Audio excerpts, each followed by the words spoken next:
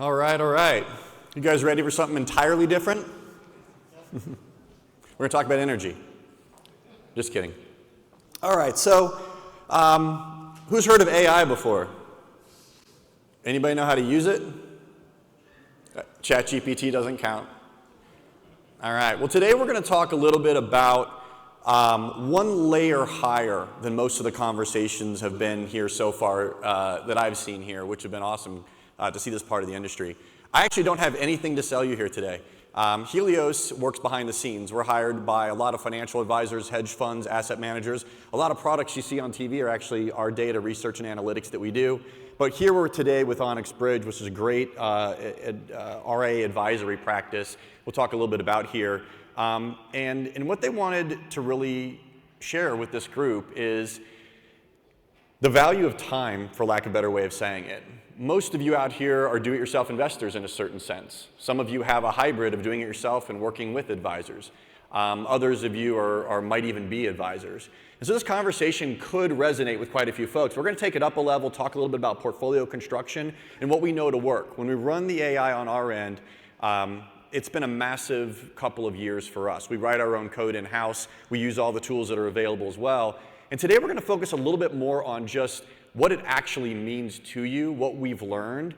And the funniest thing is that it's Occam's razor, right? Simplicity actually has run the table on, I'm going to figure this button out, on what we're going to do here. So a little bit of conversation here. So Onyx Bridge, you're going to find them in the conference center. They are a large RIA that a number of different advisors plug into to get access to companies like us and others to create scale and to drive the outcomes for their clients. And then of course Helios, that's us on the right, but you already heard a little bit about us overall. So let's dig into this a little bit here.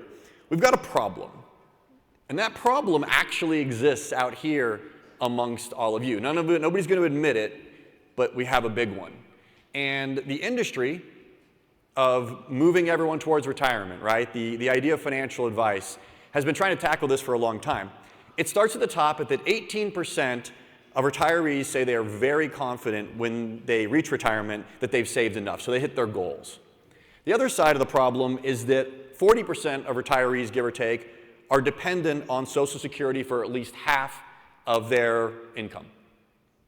So there's this middle ground, this 42% of people that's kind of become an epidemic in our world, where it's not folks that are entirely dependent on Social Security, in other words, for at least half their income, and it's not the folks that say, I hit all my financial goals. It's somewhere in the middle. The folks that maybe went for it but didn't quite get there. And there's been study after study after study that's shown why this effect happens. And there's three reasons. First two are the two that you probably already expect. Number one, for whatever reason didn't save enough over time, got over that 50% Social Security hump but not quite all the way to their goals. And then the second one is unexpected life events. Something happened along the way that you're on this glide path and then it didn't quite get there. But the third one was super interesting. And we spent, as a quantitative research shop with all the PhDs and CFAs and everyone we have on staff, digging into this a little bit, and it actually ended up being poor risk management. Concentrated bets, get-rich-quick schemes, or just not taking enough risk for a long enough period of time because of fear or what that might be. And so, as a company, we've spent a lot of time trying to figure out how do you actually drive appropriate levels of risk management? How do you actually build a portfolio across all the various investments you might have that seeks to increase the odds of actually achieving that financial plan, to join that 12 or 13 or 14% of people that actually achieve their financial goals instead of trying to figure it out too little too late. And so I'll tell you a story that probably everybody already knows, but it's super eye-opening, especially when you are in the mode of thinking about investments. And this is totally made up. So we have two portfolios here, A and B. Portfolio A makes 9 the first 2 years. Portfolio B makes 8. When you look at the dollar figures there, you'd say, well, portfolio A is the better portfolio. Well, then in year 3, in this made-up example, portfolio A loses 35%, portfolio B loses 20%. And now the dollar figures are very different than each other. So that when we get into year 4, we go right back to normal. Portfolio A makes 9, portfolio B makes 8, except it's not quite clear who the winner is. Because we like to say that whatever earns the most percent is the best investment. But that's not really true. We don't spend percents, we spend dollars. So portfolio B made $7,500 that year in year 4, where portfolio A, despite making 1% more, only made $7,000. Now here's the funny part. It will take, on that glide path, assuming that portfolio A always wins by 1%, till year 25 for portfolio B, or A, to catch up to portfolio B. So if I were to tell you, which portfolio would you like? The one that loses by percent 24 out of 25 years, or the one that wins just 1 out of 25 years? Most everybody, using just simple logic, would say, well, of course I want the one that wins 24 out of 25 years. And of course that would be the wrong answer in a made-up example here, because we all spend money, right? Time becomes the most important factor, and the second one becomes consistency. But the point is that if we all had infinite lives, we could all work as institutional investors. Originally at Columbia, what I did was manage money for endowments, pension funds, ultra high net worth investors, because one thing mattered, and it was time. So for all of you that are looking to buy something here today, I would say that the most important thing we want is time, and that's entirely what this conversation is about. Time either to spend the money that you've earned, or time not to be worrying about you managing it, maybe talking to somebody like Onyx Bridge to do it for you.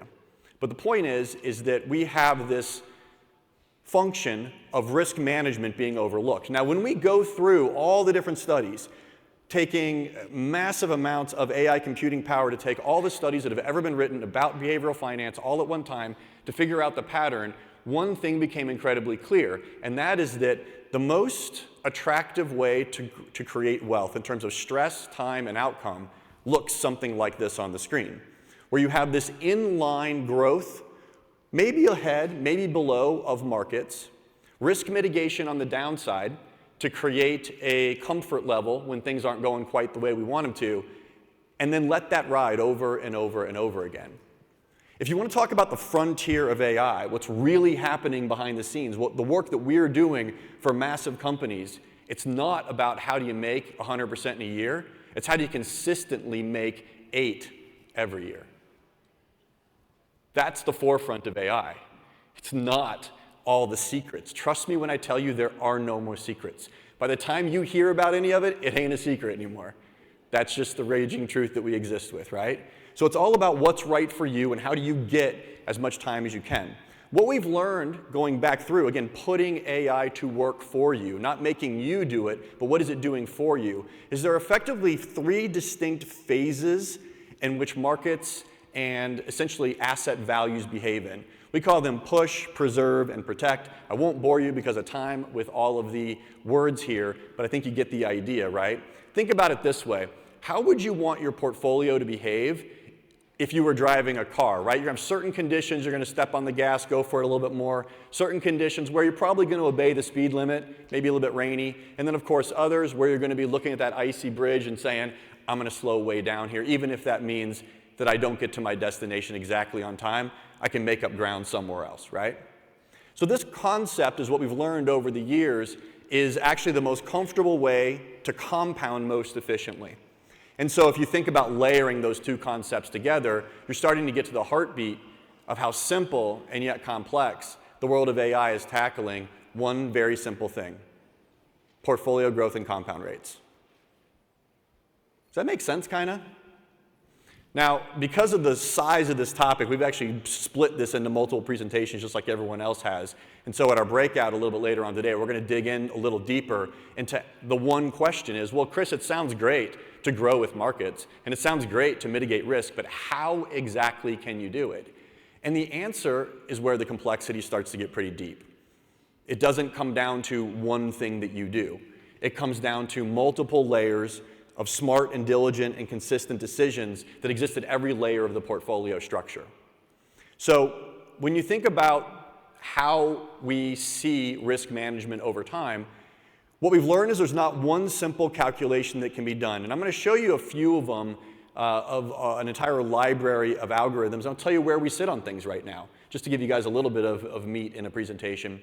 But up in front of you right here, I have 2 different AI-driven economic models. Both of these data series are pretty advanced. One of the great advantages that companies have over individual investors is that just the cost of data alone runs us in the millions of dollars per year. Data is the new frontier. It's not necessarily computing power anymore. On the left-hand side, you can see a roll-up of all of the clean economic data we can see, both relative and on a moving basis. I'm sorry, relative and an absolute basis. And right now, if we had to score the economy out of a score of 0 to 100, we'd give it a score of 44, rounding down to 40. Does anybody think that's good or bad? Bad. It's actually not too bad. The normal range of this score goes from 40 to 70. So you can actually have a pretty dang good market environment with a score of 44, believe it or not. It means it's barbelled. You can see there along the bottom. I'm sure these slides will get sent out. But that's one way of looking at the economy. So if I'm an investor right now, I'm probably in more of that preserve, that middle ground concept if I'm just looking at the economy. But you can have some nice markets out of this. The great thing about this is we've never had in the history of modern markets a recessionary environment develop out of a score in the 40s.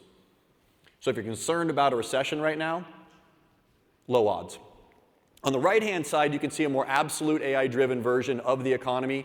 But instead of looking at it in tandem, relative, and absolutely, what you're seeing there is a viewpoint as it relates to the absolute right now value of exactly how every component of our economy works at the moment relative to markets in the past. So actually, even though the combined data on the left has a lower score of 44, with 50 being the midline, if we just look at the way the economy is producing data right now, despite the goods and the bads, it's actually in the upper bracket. So for those of you that are super nervous about investing right now, I really wouldn't be. At least that's what the odds say. Certainly be diversified. That's kind of the heartbeat of most things when it comes to consistency. But these are the types of data series that we tend to like to talk through about. Another couple of them, just to give you guys something if you don't see our next presentation, just in the way that we're thinking about things. When you look at market level data, well, we roll up many hundreds of calculations into these, but if you look at trend, which is right now going backwards, when you look at volatility, which is right now going forwards, and when you look at contrarian, which is largely valuation metrics, what's really good is that all of these are, for the first two, on the positive end. Trends right now are incredibly positive. We do both geometric and linear calculation sets to pump into here.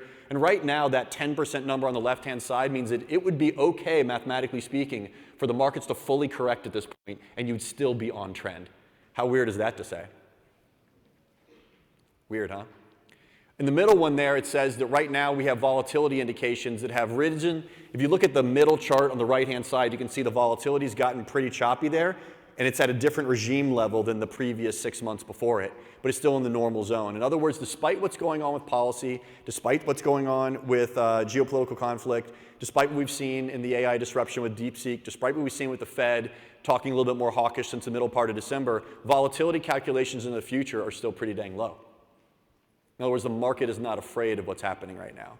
So for a number of you that have been contrarian investors, investing in things away from the markets, and you feel like you missed out quite a bit on what's going on in the marketplace, not sure how many there are in here, but if you're frustrated, it doesn't appear that your frustrations will be ending anytime soon. Markets do appear to be resilient to what's going on at the moment.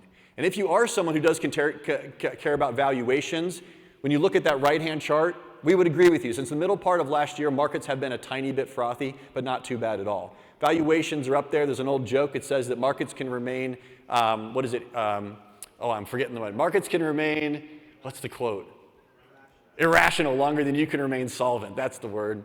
See, when you're up here on stage, you got to remember things fast. But the point is that we would agree with you if you're that person out there that's a bit contrarian saying, oh, markets are overbought. They are a tiny bit, but nothing extremely bad, especially when you weight them for the way that markets behave today, and certainly the way that the S&P, as an example, is so top-heavy tech when it didn't used to be that way 50 years ago. Not comparable calculations.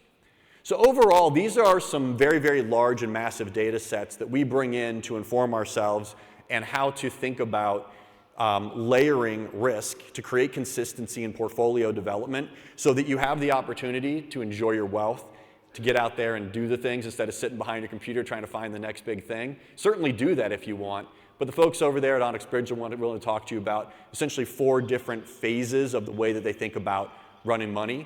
so you don't have to do it. In our next presentation, we're going to dig in. We're going to talk more about the detailed layers of AI as it relates to picking the individual mutual funds, ETFs, and individual stocks.